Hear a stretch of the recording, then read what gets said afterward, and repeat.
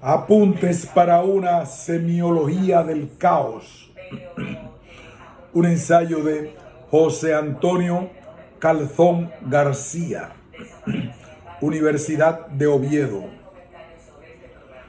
Cabe plantearse ante la nada la licitud del título, conjuntar en una sola oración términos tan aparentemente antitéticos como semiología y caos. Reviste no pocas dificultades, aunque solo sea en lo que a su planteamiento metodológico concierne. No obstante, tanto por su capacidad de sugerencia como por su potencial operativo, con vistas, claro está, al estudio y análisis literario, que al fin y al cabo es lo que nos ocupa, la semiología del caos supone una perspectiva crítica sobre la que merece la pena, creemos, detenerse, aunque sea solo por unos instantes, con el objetivo de comprobar en qué medida, al vincular dos actitudes epistemológicas en principio antitéticas, invitamos a plantear nuevos cauces en la investigación de los escritos artísticos.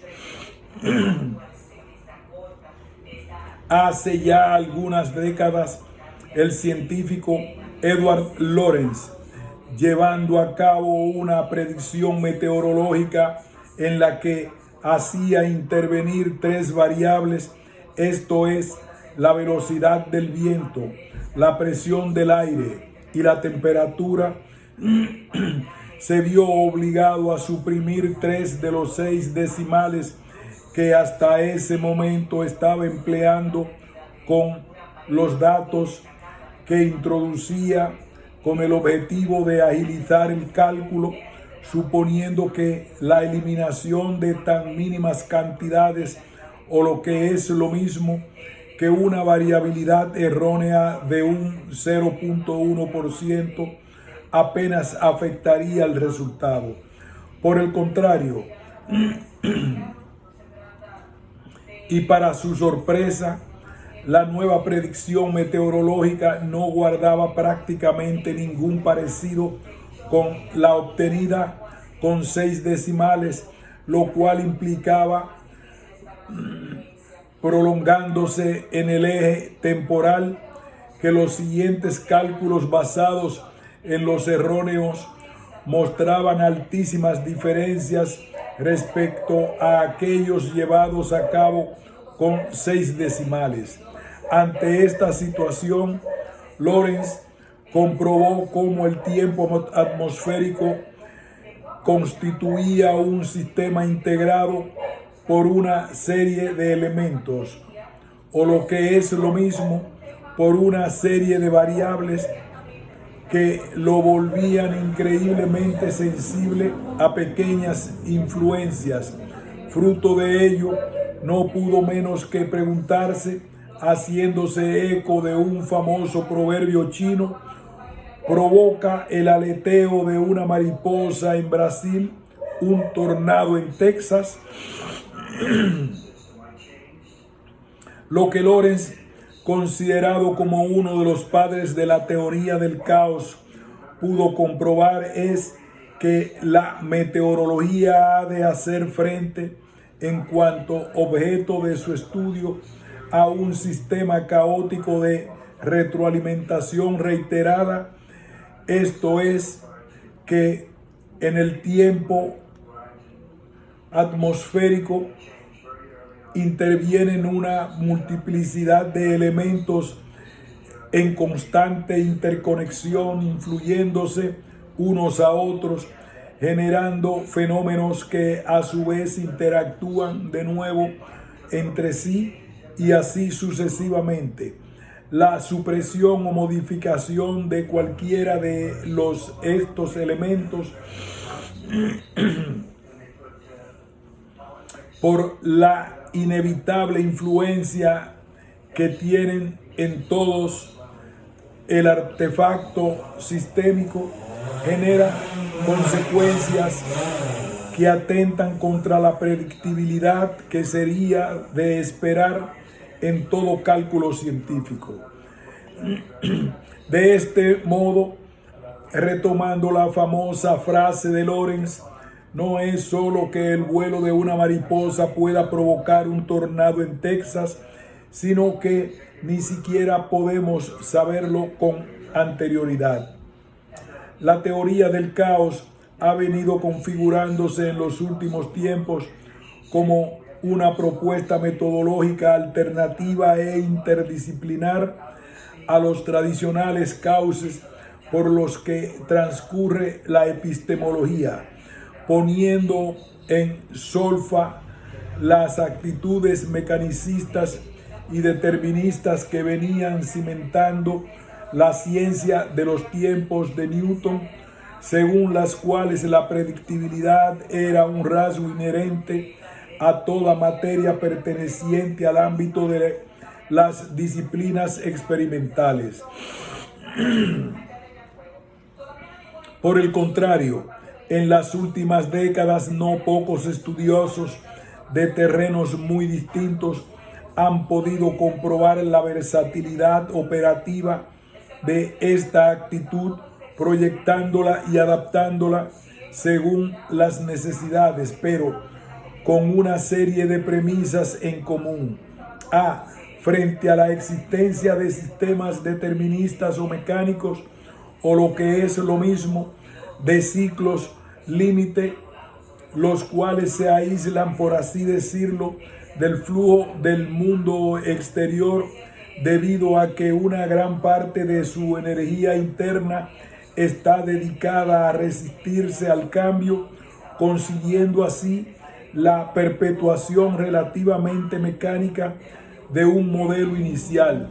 Encontramos otras estructuras, mejor dicho, ámbitos en los cuales la dinámica de sus componentes tiene carácter lineal, unidireccional e irreversible. B. Las estructuras lineales admiten dos tipos de dinámicas: aquellas que caen en el llamado olvido aleatorio y las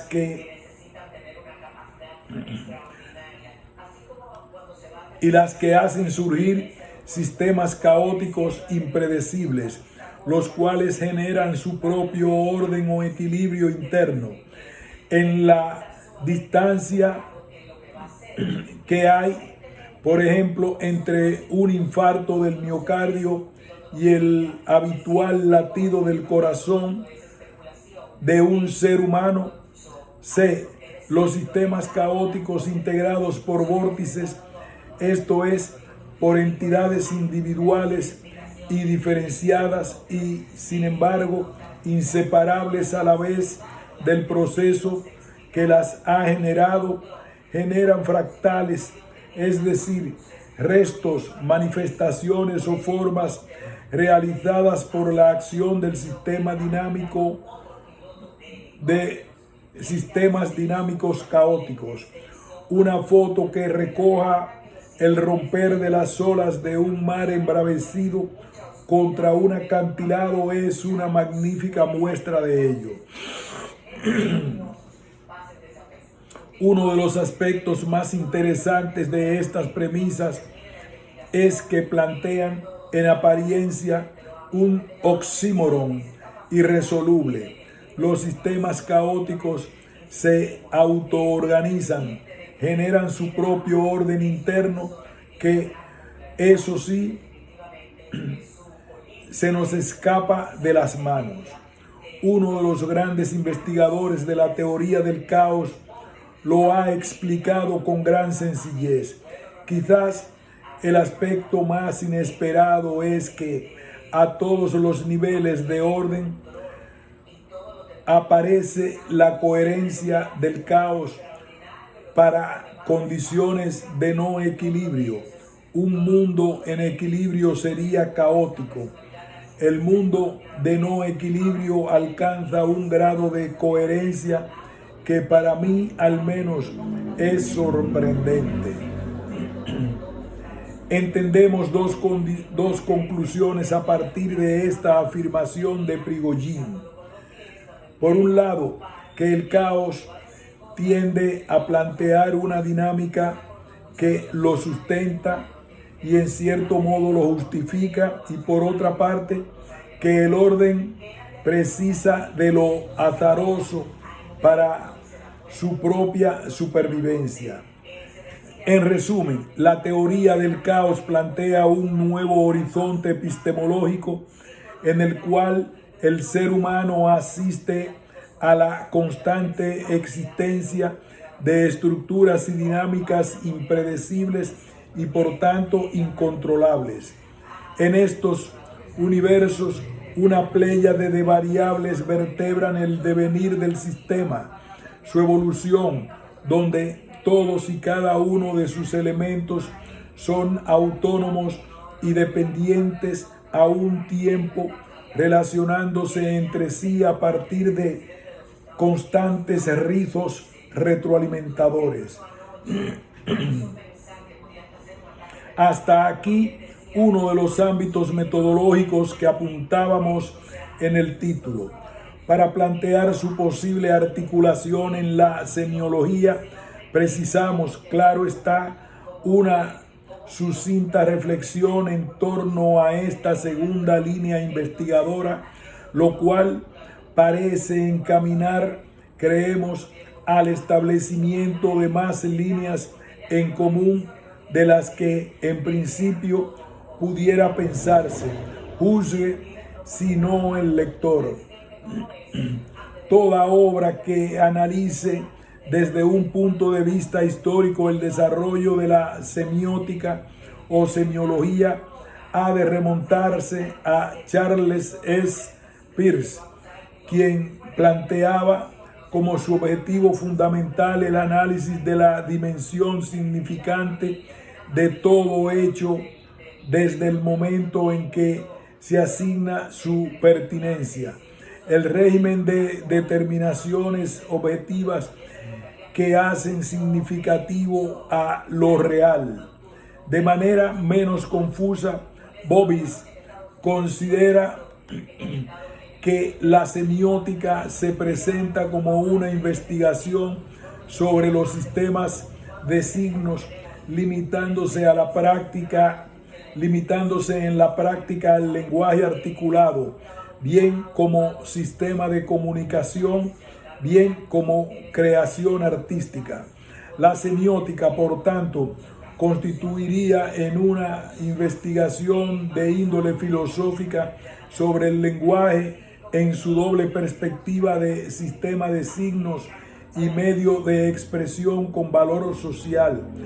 O dicho en otros términos, la semiología toma como objetivo el signo en su funcionamiento y como objeto que asume un sentido por medio de un proceso en el que actúa un sujeto que se expresa, comunica, interactúa con otro sujeto.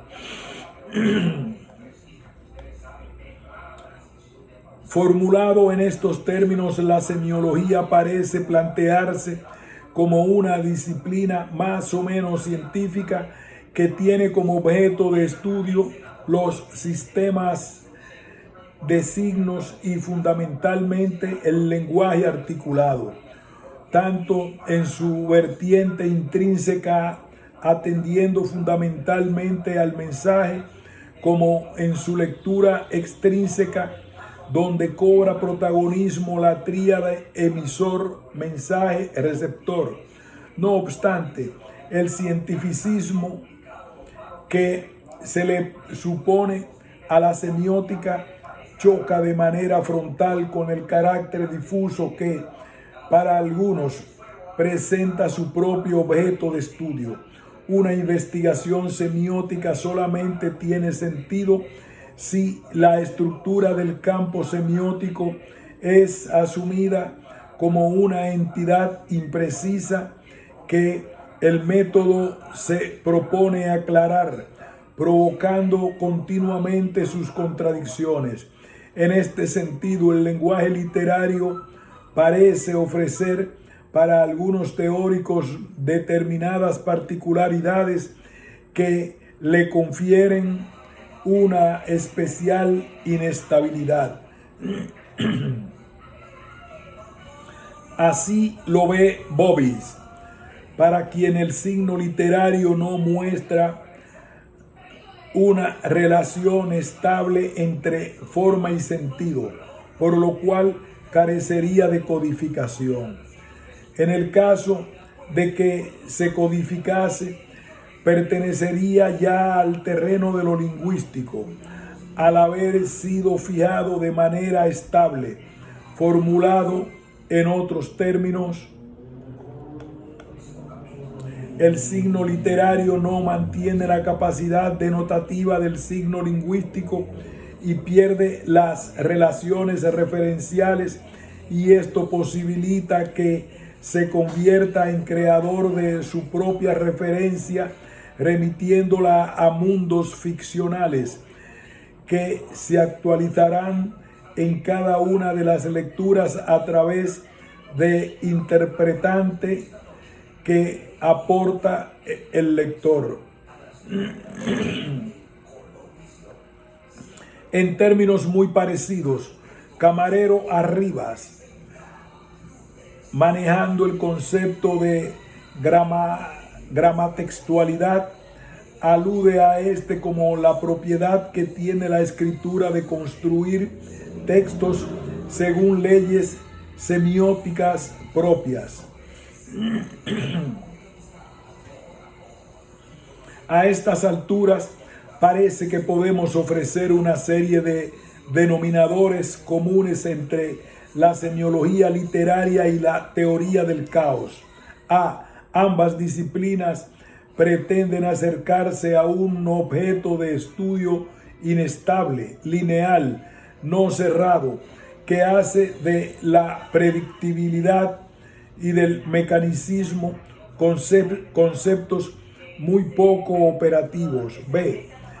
Estas estructuras dinámicas tienden a autoorganizarse, a crear su propia coherencia interna, lo que significa en el caso de las obras literarias que se convierten en creadoras de su propia referencia.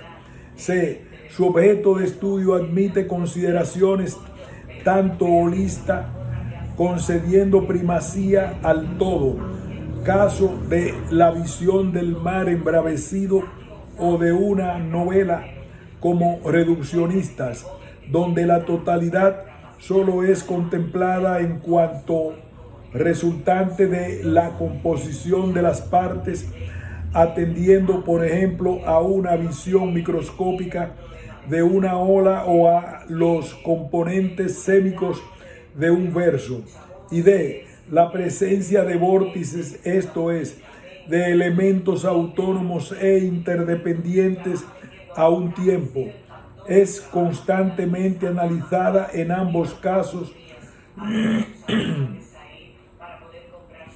comprobando la existencia de innumerables ritos retroalimentadores, o lo que es lo mismo, de la simultánea interconexión de todos y cada uno de sus componentes, generando procesos o elementos más amplios que a su vez interactúan entre sí, y así sucesivamente.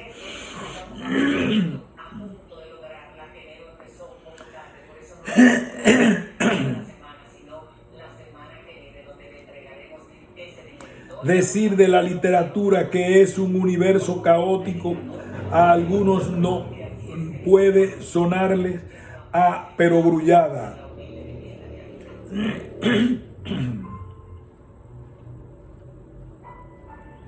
Decir de la literatura que es un universo caótico a algunos puede sonarles a perogrullada, y a otros a blasfemia postmoderna.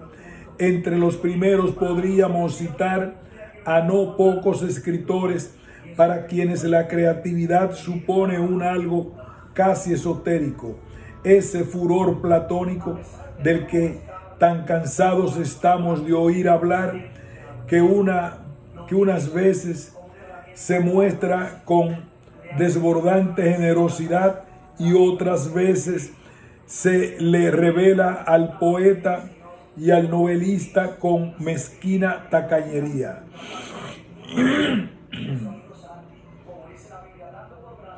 Y entre los segundos encontraríamos a no pocos estudiosos de este siglo adscritos a corrientes críticas como el estructuralismo o el formalismo, para quienes aludir al caos es tan solo sinónimo de incompetencia.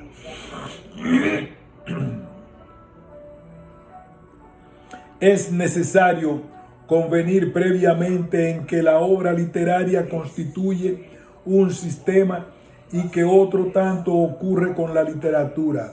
Únicamente sobre la base de esta convención se puede construir una ciencia literaria que se proponga estudiar lo que hasta ahora aparece como imagen caótica de los fenómenos y de las series heterogéneas. Frente a ello, otros teóricos no hacen una lectura apocalíptica del caos. La caología no podría ser interpretada como una apología del desorden, pues propone una representación de este, lo pone en su lugar, demuestra que si los acontecimientos y las turbulencias de la naturaleza dan una impresión de confusión, de batifondo, son sin embargo atraídos por ciertos estados.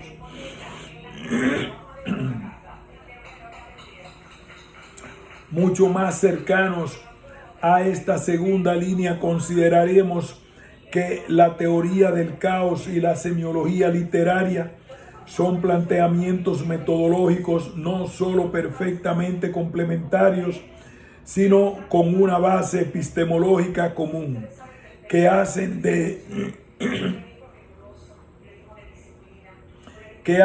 las estructuras lineales con un elevado grado de incertidumbre su objeto de análisis.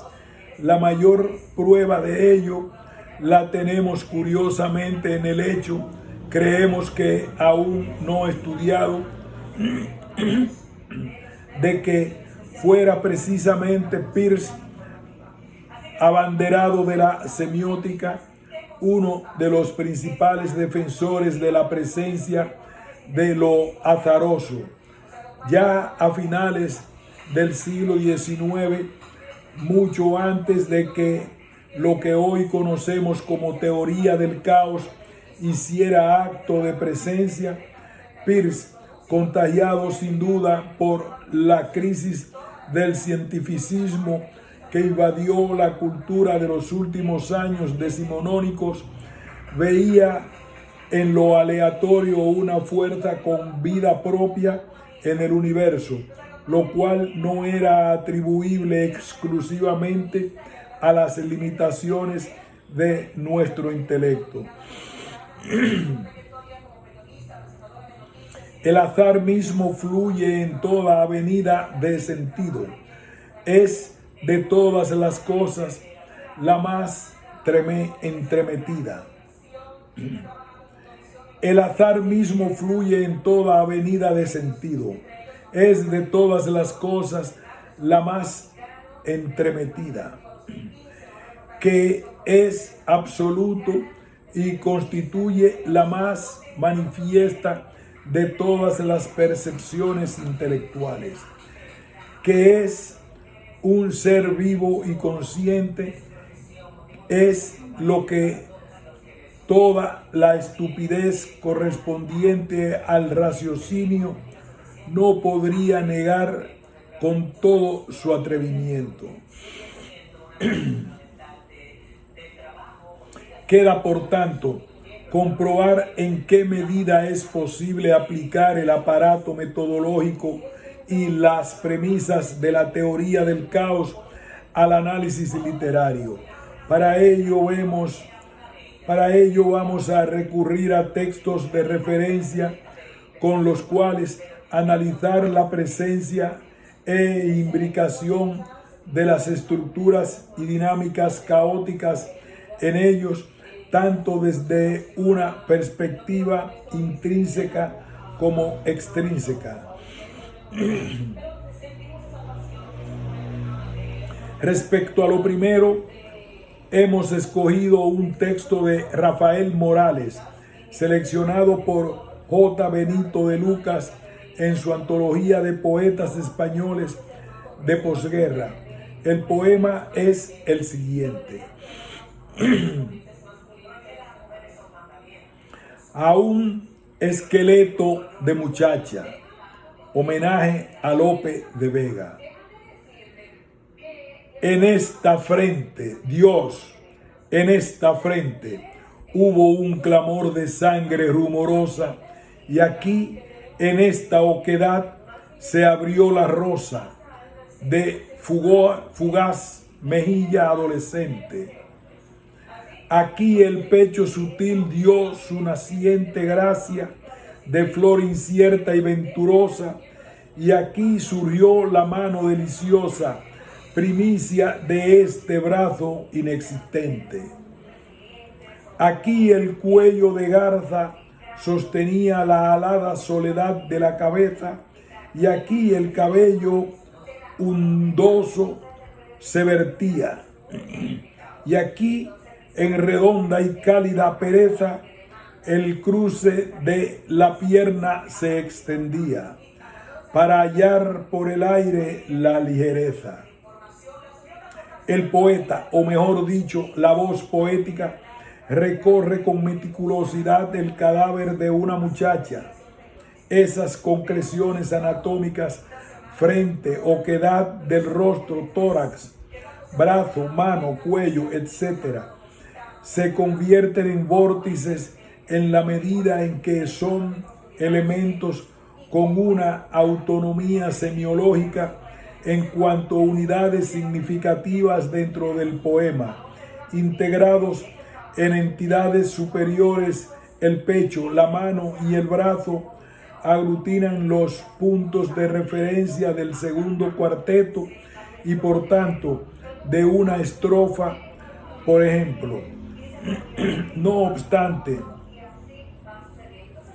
no hemos de ver estos elementos como unidades discretas de un conjunto finito, al menos a priori.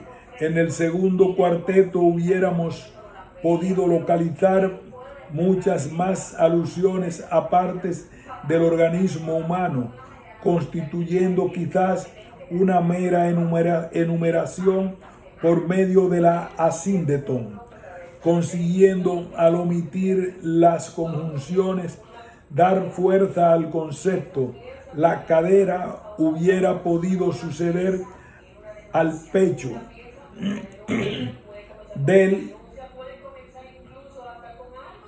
del quinto y los dedos a la mano del séptimo, continuando con el sentido descendente desde el punto de vista visual que ofrece el poema. De igual manera, las extremidades superiores no solo cuentan con manos y brazos, también hay uñas, quizás lunares, etc., que podían haber aparecido en los versos 7 y 8, donde se alude a esta parte del cuerpo.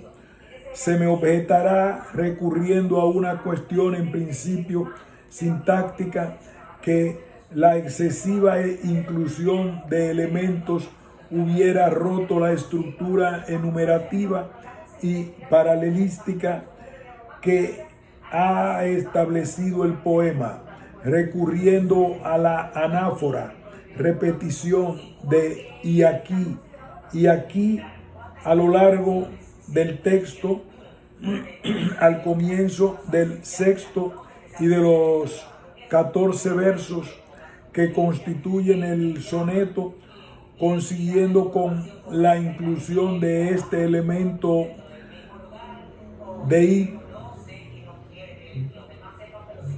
deíctico, generar la ilusión de estar acompañando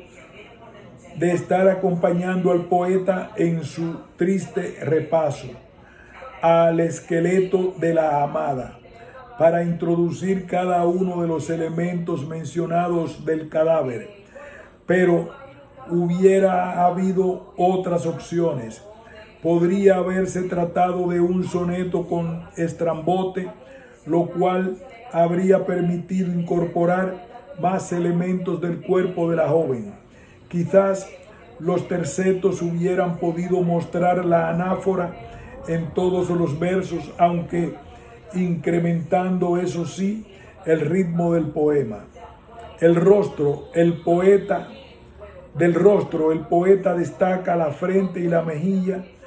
¿Por qué no motivos que hubiesen marcado a lo mejor aún más la belleza ya extinta de la joven?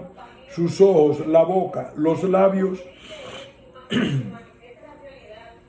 Benito de Lucas, en el comentario que realiza el poema, destaca desde el punto de vista metafórico expresiones tales como flor incierta y venturosa, y en el verso sexto, alusión, en su opinión, a los senos que comparten ambos términos desde el punto de vista semántico. Como para establecer este vínculo hubiese podido sustituirse por otro vocablo, quizás el nombre concreto de una flor, pero eso hubiese implicado reajustes para la medida de los versos. A lo mejor también habría que cambiar los versos con los cuales se rima.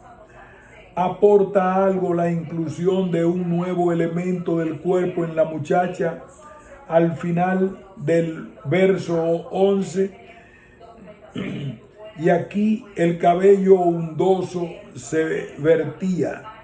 ¿O hubiese sido mejor reforzar la estructura paralelística entre los dos tercetos, incluyendo el adverbio deíctico? Aquí solo el comienzo de estas estrofas finales. Las preguntas se acumulan, desde luego, en esta muestra insultantemente desenfadada de análisis literario. Hay mucho de broma, de puro juego. Por supuesto que elogiamos la habilidad poética de Rafael Morales y la cuidadosa destreza con que está elaborando este texto. Pero no es esa la cuestión. Con esta desordenada sucesión de sugerencias, solo queremos poner de relieve cuestiones de mucho mayor calado. Toda la obra literaria está elaborada por vórtices, esto es, por elementos autónomos y dependientes a un tiempo, y de ello es consciente tanto el escritor como el crítico literario. Estos vórtices generan ritmos retroalimentadores. Cada elemento influye en los restantes. Como apuntábamos, cambiar un término supone reajustar la medida del verso, quizás cambiar el género de la palabra final y con ello la rima, con lo cual afectaría a aquellos versos con los cuales la rima, que a su vez habrían de ser modificados, etc. Y estos a su vez generarían nuevos efectos que también se entrecruzarían, de modo que el vínculo que en el poema transcrito se establece entre pecho y seno, y por ejemplo hace que estos términos adquieran un nuevo significado en el poema, afectando a este en su totalidad, en la medida en que contribuyen a generar esta imagen del tempus fugit. C. Lo aleatorio no ha de ser desdeñado en el proceso de creación artística. ¿Por qué nuestro poeta ha seleccionado esta parte del cuerpo en concreto y no otras? ¿Por qué una cuestión fónica? ¿Por una cuestión de número de sílabas? Cuando varias palabras son las candidatas y solo una la ganadora, ¿puede haber influido únicamente el azar en la elección? De todas formas, estamos aludiendo a una estructura, la poética, mucho más cerrada que otras. En este caso, de una novela, ¿qué más da que un sofá sea rojo o verde? Muchas veces le importaba al escritor, fue de nuevo el azar de las creaciones artísticas, son estructuras lineales. Para comenzar un poema bien, no podemos limitarnos a él tan solo. En este caso, de A, un esqueleto de muchacha, poema que hemos tratado, este solo cobra sentido dentro del poemario al que le pertenece, y este a su vez dentro de la trayectoria poética de Rafael Morales, quien se ve inserto en la corriente literaria de posguerra y así sucesivamente. Pero hemos aludido anteriormente a otra perspectiva, la extrínseca, desde la que también es posible enfocar el asunto. Nos referimos en particular a la recepción de los textos literarios. Pongamos algún ejemplo: la aparición del Lazarillo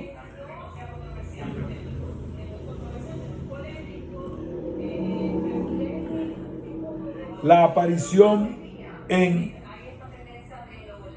1554 debió de causar no poca perplejidad a sus lectores al plantear la diferencia de cualquier texto previo, una historia ficticia absolutamente verosímil.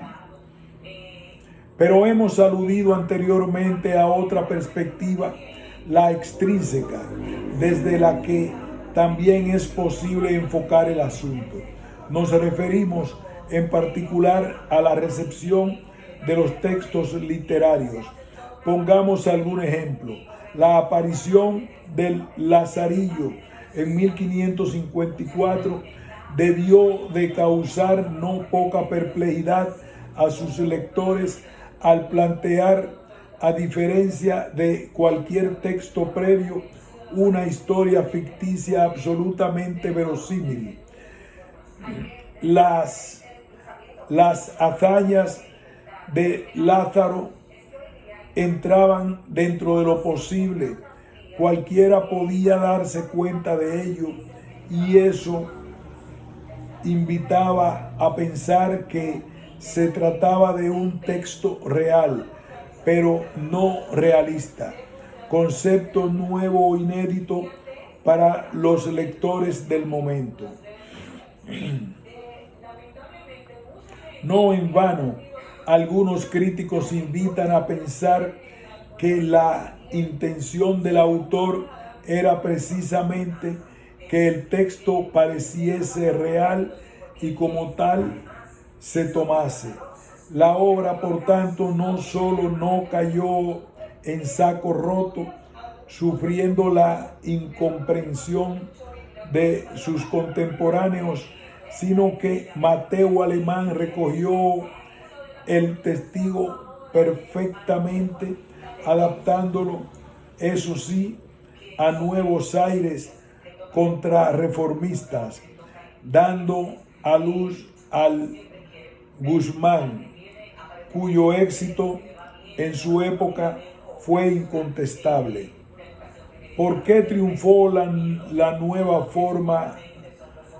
¿Por qué triunfó la nueva fórmula picaresca? Podría argumentarse que la crisis por la que estaban pasando las ficciones descabelladas de los relatos caballerescos invitaba a pensar en la creación de un nuevo paradigma, retando al escritor y seduciendo al lector. Demos entonces un paso más, esta vez de orden cronológico. En 1605 sale a la luz La pícara Justina, la cual adaptaba el patrón picaresco a la mujer a quien cedía el protagonismo. El texto farragoso y de muy difícil lectura se alejaba mucho de la breve historia de Lázaro publicada medio siglo antes. En cualquier caso, la nueva fórmula no solo fue aceptada, sino que generó toda una corriente de picaresca femenina que encaminó hacia la llamada novela cortesana, con títulos como La hija de Celestina, Teresa de Manzanares o Las arpías en Madrid. ¿Por qué el protagonismo femenino comenzó a imponerse sin ningún aparente motivo para ello? De nuevo podría defenderse el agotamiento de la fórmula masculina, pero lo cierto es que esta siguió cultivándose con títulos tan importantes como El Buscón. No deja de resultar sugerente el pensar que Justina, batiendo sus alas de mariposa, lograse desencadenar un tornado en el ámbito picaresco. Un último aspecto, concerniente a una de las premisas aún no concretada con los ejemplos propuestos, el del principio de autoorganización de los sistemas caóticos. No pocos de los escritores que afirman haber llevado a cabo prácticas de escritura automática sin pensar, deberíamos decir, dejándose llevar por el azar, con resultados no siempre desechables. Entre sus precursores tenemos a André Breton, quien con Les Champs Magnétiques da luz verde a esta nueva forma de plantear la creatividad. En este mismo sentido, los sueños, lejos de doblegarse a la racionalidad, también han dado lugar a escritos dignos de ser tenidos en consideración. Baste con referirse al famoso poema de Coleridge, Kubla Khan, A Vision in a Dream, el cual, al parecer, tuvo su origen en una ensoñación producida por 2 gramos de opio. Hora es de ir acabando. 2 creemos que son las causas que han llevado a desterrar el fantasma del caos o de la indeterminación del ámbito de la literatura, debidos ambos a la acción de los agentes implicados en el proceso. Hora es de ir acabando.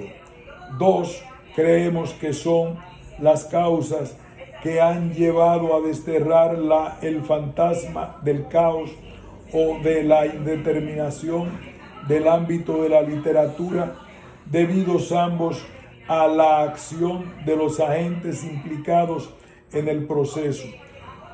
Por una parte, muchos escritores, escudados en la reverencialidad que le otorga parte del público, se niegan a admitir la ausencia en determinados momentos de premeditada intencionalidad en ciertos elementos de sus creaciones. Otros son más humildes o prefieren revestirse con la misteriosa aureola que proporciona el atribuir a las creaciones artísticas un componente casi esotérico místico, pero muy poco o ninguno se atreve a atribuir a lo azaroso cierta relevancia en sus textos. Desde que el autor ha asumido con orgullo la propiedad intelectual de las obras, hace ya siglos de ello, ya nadie parece dispuesto a perder terreno en el sentido, reconociendo la ausencia de control sobre todas y cada una de las palabras que han escrito. Por otro lado, y en connivencia con esto, determinadas líneas de crítica literaria como la formalista o estructuralista han pretendido hacer de las obras universos cerrados y concienzudamente calculados, donde todos y cada uno de sus elementos pueden ser meticulosamente desentrañados y justificados, como si de un reto al propio autor se tratase. Frente a ello y continuando una línea que, abierta por Peirce, no parece haber resultado extremadamente fecunda, postulamos que es posible complementar los avances en semiología con la humildad que implica reconocer que en toda manifestación artística siempre hay y habrá, desde cualquier rol que asumamos, autor, crítico, lector ocasional, determinados elementos que nos resulten inasibles por su propia naturaleza. La teoría del caos no es arte, pero apunta a una dirección similar, la dirección que encontramos en las consoladoras imágenes de la naturaleza, la dirección hacia la que apunta nuestro esfuerzo para contactar con ese secreto ingrediente, el universo al que llamamos espíritu. Fin de este importante ensayo sobre apuntes para una semiología del caos. Fin. Pausamos.